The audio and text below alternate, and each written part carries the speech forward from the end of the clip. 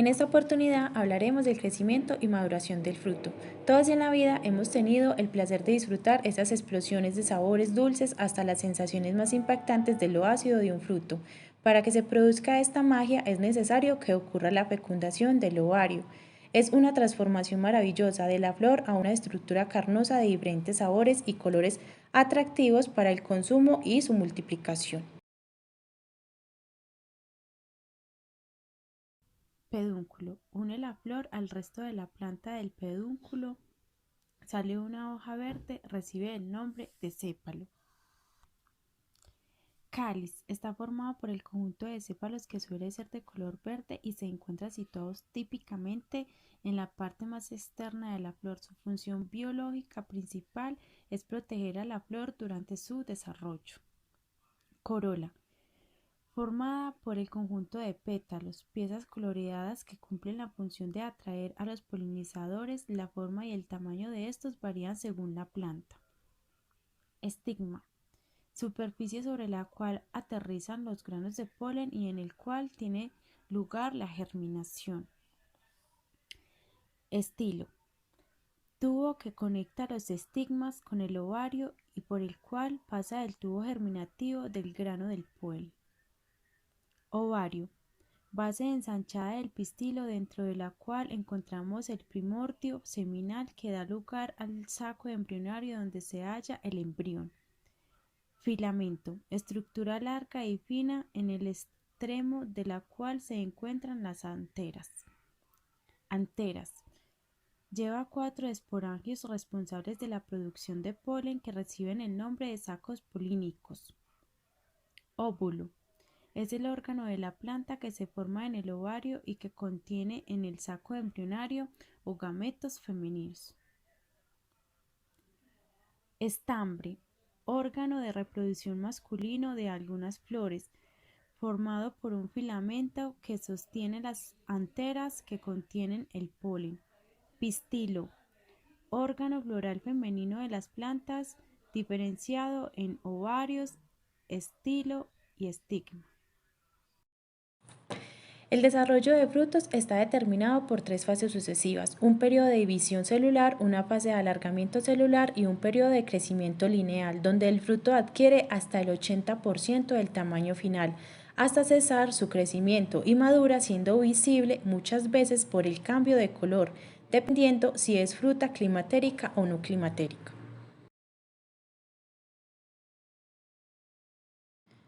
Tipos de frutos. Los frutos se pueden clasificar de muchas maneras en función de simples y compuestos o falsos frutos cuando se desarrollan los tejidos accesorios.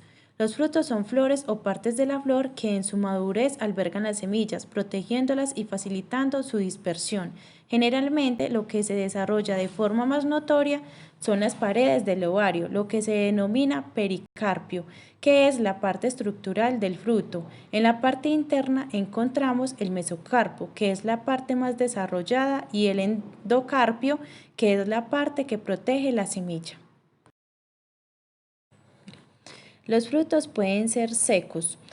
En algunas especies el endocarpo está lignificado y constituye una cavidad dura que envuelve a la semilla. Frutos con hueso. Generalmente es la semilla la que induce a través de la liberación de fitohormonas el desarrollo del fruto. Así el desarrollo inicial de la semilla sirve como estímulo para el crecimiento del ovario. Existen también frutos sin semilla que se denominan partenocárpicos.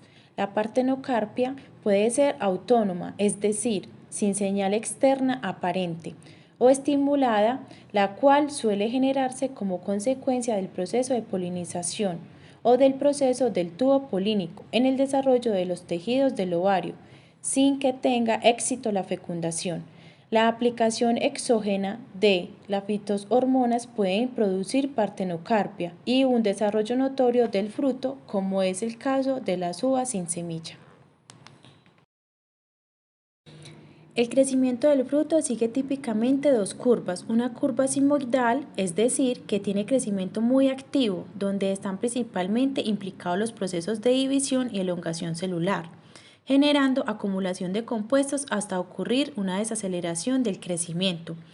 Cuando la curva es doble sigmoide, sobre todo en frutos donde se produce la lignificación del endocarpo, el tiempo de paralización del crecimiento suele coincidir con la lignificación. Los recursos son utilizados para generar pared secundaria y posteriormente se reanuda el crecimiento. Así, el crecimiento del fruto es consecuencia del proceso de división celular, que se intensifican en el tiempo dando lugar a una curva exponencial, para luego cesar paulatinamente el tiempo que el alargamiento y el engrosamiento celular van adquiriendo importancia. Formación del fruto. El proceso que marca el inicio de la formación del fruto es el cuajado, por una serie de señales generalmente hormonales. Tiene lugar el comienzo del crecimiento de las paredes del ovario u otras estructuras que van a generar el fruto. Este proceso depende de una serie de requisitos. Yemas florales maduras, bien formadas y nutridas. Régimen de temperatura adecuado para la polinización y fecundación o partenocarpia. Aporte adecuado de fotoasimilados. Es importante el suministro de fotoasimilados para que se pueda desarrollar adecuadamente el fruto, que requiere una alta demanda energética. El fruto en formación es un importante sumidero de nutrientes, generando procesos de competencias entre los distintos órganos de la planta, lo que limita la cantidad de los recursos que pueden alcanzar a cada fruto, afectando el tamaño y el número final de los frutos que se desarrollan, para lo cual se requiere una cantidad importante de fotoasimilados, minerales y agua, siendo el agua el factor más determinante para su tamaño final.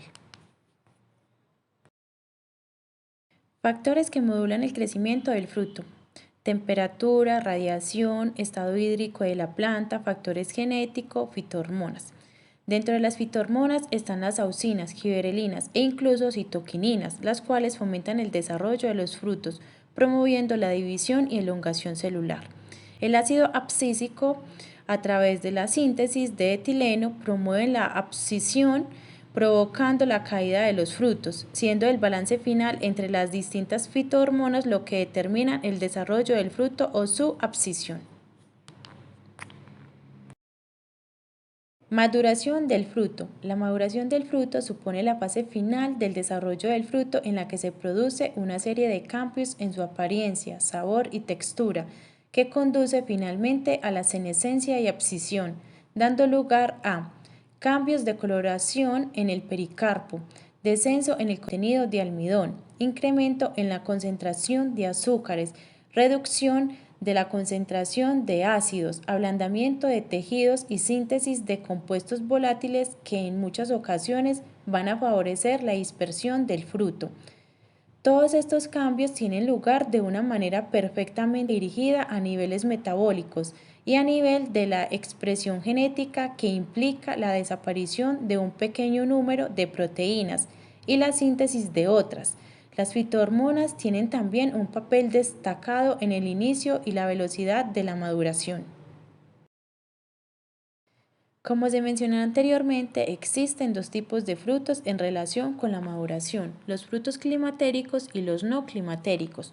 Los climatéricos incrementan su respiración, cambian sus características, acumulan almidón durante su crecimiento, liberan monosacáridos en la maduración, producción masiva de etileno que estimulan la maduración, por ejemplo, los bananos, las guayabas, los aguacates, entre otros. Y los no climatéricos producen apenas pequeños cambios en la actividad respiratoria. Durante el crecimiento acumulan directamente monosacáridos, escasa producción de etileno, ejemplo, los naranjos, las moras, las piñas, las uvas, entre otros. En la naturaleza, sin embargo, se observa toda una serie de casos intermedios. El etileno puede considerarse la fitohormona de la maduración. Otras hormonas, como las auxinas o citoquininas, retrasan la maduración. Se han identificado dos rutas de maduración. La primera, ruta de inducción autocatalítica, en los frutos climatéricos, maduración dependiente de la síntesis y recepción del etileno a través de cambios en la expresión genética. Y la segunda, ruta basal, común a todos los frutos, generan niveles basales de etileno. Todos los cambios producidos están determinados por una estricta regulación génica, donde muchos genes dejan o comienzan a expresarse, lo que genera una cascada de traducción que permite que tenga lugar la maduración. Si se altera dicha ruta, no se produce la maduración del fruto o se ve alterada.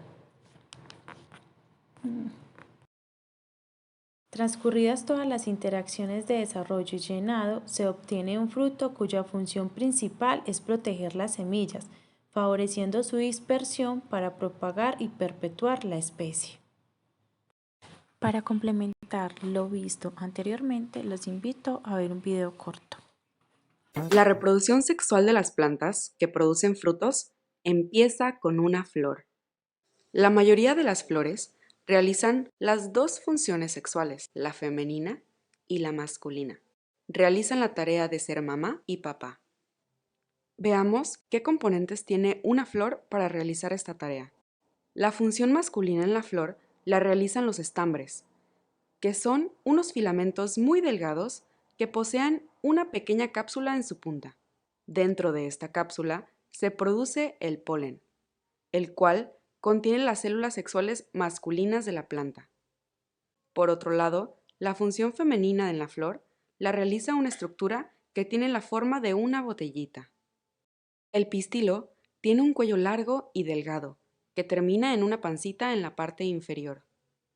Dentro de esta pancita se encuentran los óvulos, es decir, las células sexuales femeninas. La unión de la célula sexual masculina con la célula sexual femenina constituye el objetivo fundamental de la reproducción sexual. La unión de las dos células sexuales sucede cuando la célula masculina, el polen, viaja dentro del pistilo y se encuentra con un óvulo. Este viaje del polen se llama polinización. Cuando el polen y el óvulo se unen, se le llama fecundación y representa el inicio de una nueva fruta. Dependiendo de cada especie de planta, un grano de polen puede viajar del estambre al pistilo dentro de una misma flor, de una flor a otra en la misma planta, o incluso de una flor a otra flor, pero de plantas distintas. El medio de transporte del polen también depende de qué tipo de planta se trate. Algunas especies de plantas aprovechan el viento para transportar su polen. Algunas otras utilizan a los insectos, mientras que otras plantas utilizan a las aves y los murciélagos. Las plantas les darían néctar a las abejas, los escarabajos y los colibríes, a cambio de que ellos lleven el polen de flor en flor. Una vez fecundado el ovario, su pared exterior formará la cáscara resistente del fruto. Las capas intermedias formarán la pulpa o carnita, y al centro del fruto se encontrará una o muchas semillas. Así es como crece un fruto.